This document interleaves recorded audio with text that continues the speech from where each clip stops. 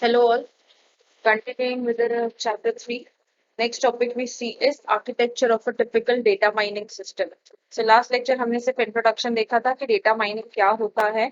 Today we see what architecture we have for mining system. यानी एक mining system में क्या क्या components होते हैं.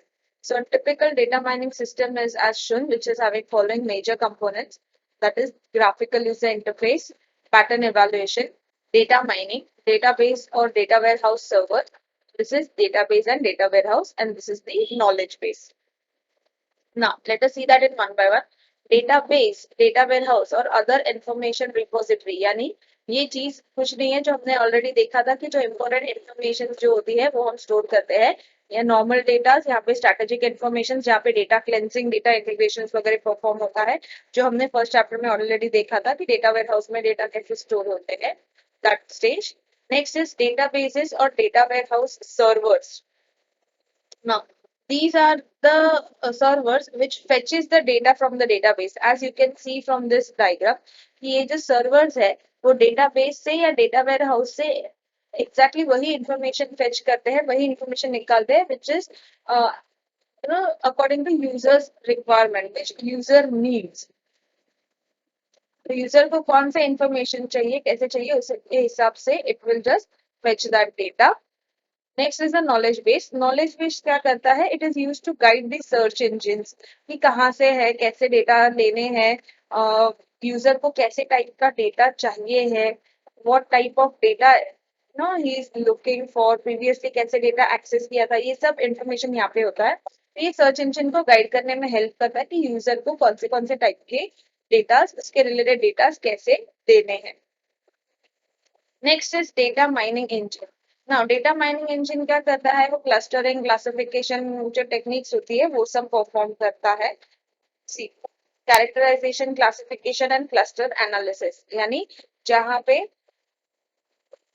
ऐसा ग्रुप ऑफ डेटा है सिमिलर काइंड ऑफ डेटा है तो वहाँ पे क्लस्टरिंग कैसे फॉर्म करना है वहाँ पे माइनिंग कैसे करना है वहाँ पे ग्रुप कैसे निकाल के क्लासिफिकेशंस कैसे करने डेटा के उस पे क्या क्या एनालिसिस परफॉर्म करने का ये सब चीजें जो है वो डेटा माइनिंग वाले इसमें आता है. Next is pattern evaluation. Pattern evaluation is where it you know forms of different forms of pattern like it understands what different patterns they are in कि क्या क्या होता है कैसे कैसे होता है कैसे डेटा को एक्सट्रैक्ट करना चाहिए कौन से टाइप का यूजर्स फ्रीक्वेंटली कौन सा टाइप ऑफ डेटा एक्सेस करता है या इंटरेस्ट रखता है. So that is the pattern evaluation technique where according to the user's interest it just collects all the patterns analyzes it and next time helps it to get the better search results. And finally we have graphical user interface. That interface is basically to communicate between user and the system कि user को जो भी चाहिए वो input देगा and system accordingly search करके user को output देगा with the help of different data it is having. So this was all about data mining architecture. Next we see what are data mining techniques. Now many techniques are strongly influenced the development of data mining methods. Some of such technologies are given below. यानी mining के बहुत सारे techniques है out of which few are given below. First is statistics. It is a discipline of science which uses mathematical analysis to quantify representations, model and summarize empirical data or real world observations.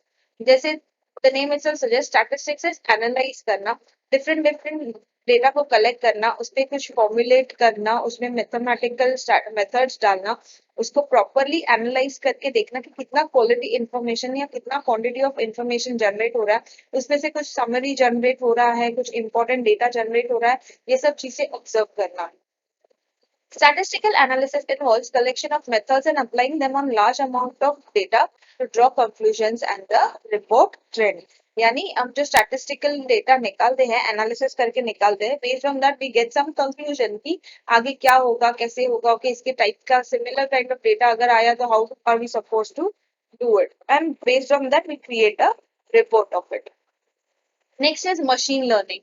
Now machine learning is nothing but a type of artificial intelligence in which we try कि manual intervention ना हो और जो system है वो automatically अपने आप को सिखाए based on the patterns, based on users behaviour, based on users interest of search, कि वो अपने आप से ही डेटा को एक्सप्लोर करे, डेटा को समझे और यूजर के टेक्निक्स को समझे।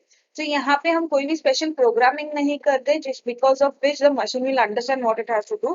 Rather we provide a set of data as input based on which the machine learns itself and then it understands कि अगर रियल लाइफ में ऐसा हुआ, रियल टाइम सिनेरियो में ऐसा हुआ, then how it is supposed to react.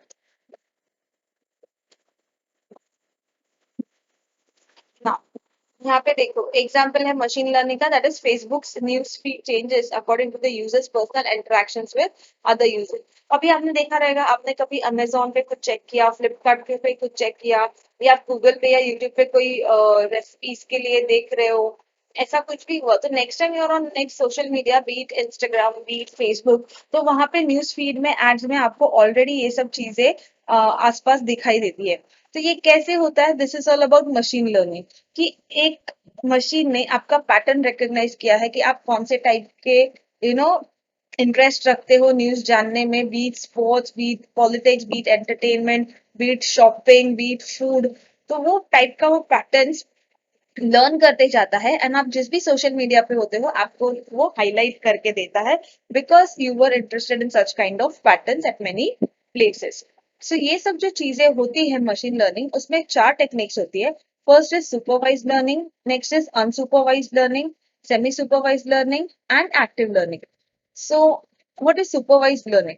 Supervise learning basically means that कि यहाँ पे हर एक टास्क को हम क्लासिफिकेशन के हिसाब से देखते हैं, यानी we just basically classify a problem. Classification में क्या होता है, हम एक डेटा सेट होता है जो सिमिलर टाइप्स ऑफ डेटा होता है, हम उसको लेबल करते हैं कि ये सारा डेटा एक टाइप में क्लासिफाई होता है। तो यहाँ पे प्रीवियस डेटा के बेसिस पे हम नेक्स्ट डेटा को भी एनालाइज कर सकते हैं। तो ये सब न्यूरल नेटवर्क, डिसीजन ट्रीज, ये सब जो भी टेक्निक्स यूज करते हैं classification, that is basically supervise learning.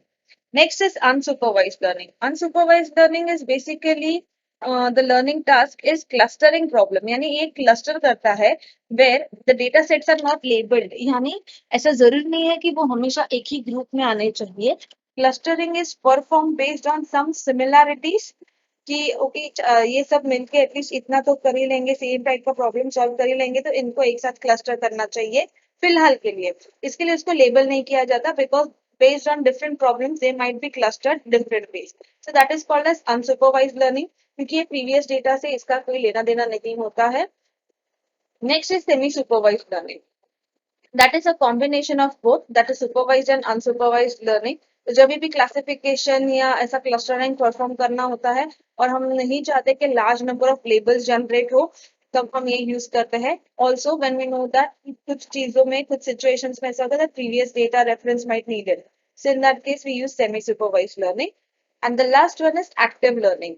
Active learning is an important thing because user play an important role in this. The algorithm itself decides which thing you should label. यानी active learning in the sense कि वो algorithm खुद learn करके आपको suggest करता है कि आपको कौन से ग्रुप्स को लेबल करना चाहिए।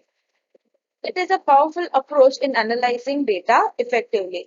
यानी अगर ये करेक्टली हो गया एक्टिव लर्निंग, तो फिर आपका डेटा जो भी है वो बहुत पावरफुल होगा।